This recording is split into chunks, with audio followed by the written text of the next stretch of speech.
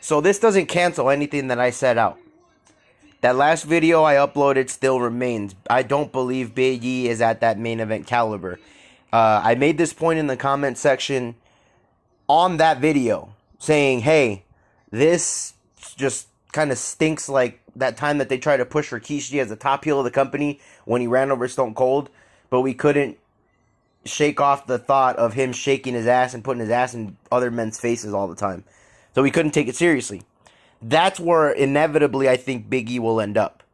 So I don't want people to misconstrue, try to twist around my words, and take this title, try to run with it, and say, oh, this guy's a fucking hypocrite, he's an idiot, because you guys are fucking dumbasses who can't comprehend anything.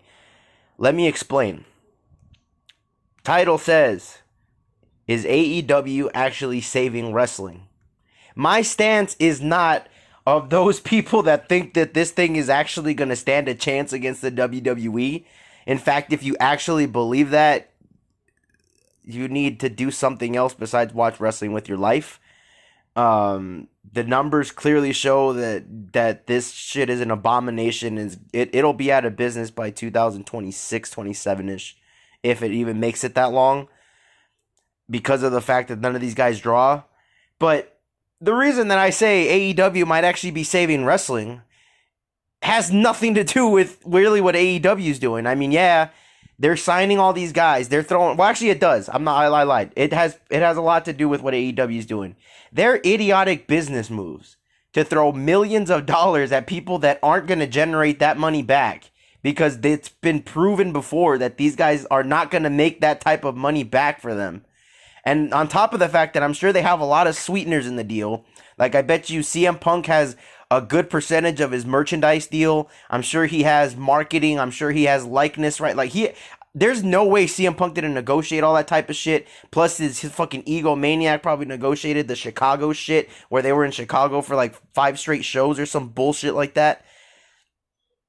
Them doing all that, and then looking at what WWE is doing, taking a step back, looking at it into perspective.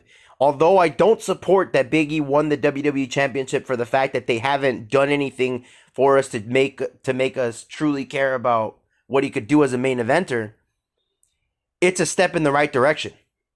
The reason I say that, because the booking still stinks hot ass. The superstar himself, though, compared to what it was the last couple of years, we would see someone like Nakamura win. We'd see someone like Jinder Mahal win. We'd see someone like AJ Styles win. We'd see someone like Daniel Bryan win. We'd see someone like fucking Finn Balor win. Those guys had nothing to, there was no hope whatsoever for them. With Big E, even the people that hate him the most, like the people that are on, let's say, quote unquote, my side when it comes to a wrestling opinion, because we're clearly divided here, that maybe don't like Big E right now, even they'll tell you that Big E winning the WWE Championship is a step in the right direction, in the sense of it's believable because this guy's built like a brick shithouse. So it didn't look ridiculous for him to beat Bobby Lashley, particularly the fact that he cashed in Money in the Bank on him.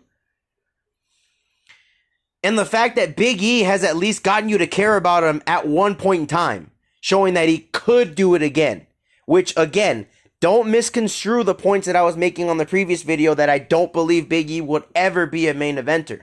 I just don't think that he's at that level. And I don't think booking will ever get him out of it because the booking stinks.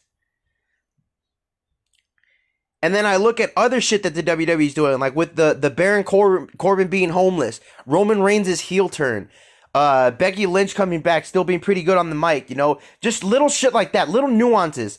It seems like they're planting the seeds. They're doing stuff that they used to do, where they're starting to emphasize more superstars that have a little bit more potential, that you could at least see something in. Because one of the main things that was lost throughout this whole shit era of them signing all these shitheads that stink, that are all the same wrestler, that can't cut a promo, that have no personality, no charisma, and all that shit.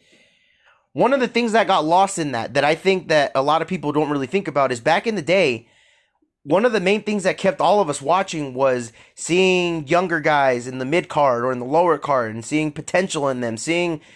For me, it was guys like Wade Barrett, or a guy like, I like Drew McIntyre back in the day.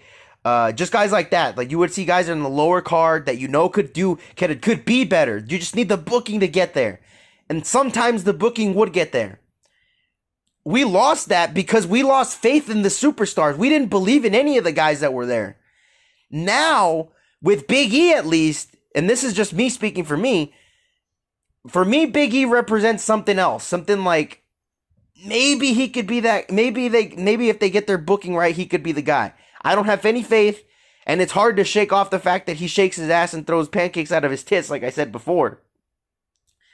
But it represents something. There's at least a glimmer of hope. You know what I mean? Like there's some kind of a shining light there. There's something with Big E where you can't write him off completely. Even the biggest New Day haters can't write him off completely. And that's what I think the bigger deal is. That's why I think AEW having as much money and resources and being as clueless as they are is working to the benefit of the WWE, because it seems like the WWE is just trying to get back to the formula where they used to be. And I don't know if this is Nick Khan. I don't know if this is Vince coming to his senses. I don't know if it's taking power away from Triple H. Whatever the case is, oh man, it's so hard to be optimistic after so many years of seeing shit. But after seeing that episode of SmackDown, seeing what Big E just did on Raw, those are steps in the right direction. I'm not saying it's good. I'm not saying whoever stopped watching, you don't need to go back and watch. There's nothing that you're missing at all. But just understand that they're starting to tread toward the right direction. So for all we know, maybe we need to thank Tony Khan. Maybe we need to thank AEW. And I don't know. Maybe I got my cons mixed up. I don't know. Because them throwing all that money aimlessly at a bunch of fucking jobbers is giving the shitty people in the WWE that aren't happy with their direction, like Kevin Owens, getting them the fuck out of there. I can only hope that they can get Finn Balor out of there too. But hey, man, one at a time. One at a time. So yeah, guys, just wanted to make this quick video. Not a traditional one. This is actually one of the first optimistic videos I've made in a long fucking time. But we shouldn't hold our breath. Big E will probably turn out to be a joke. And if the booking just catches up, man, there's some guys there that are usable. And clearly they're not completely fucking clueless, because they came up with the Baron Corbin shit when I thought Baron Corbin was completely useless. Anyway, guys, yada yada yada, blah blah blah, goodbye.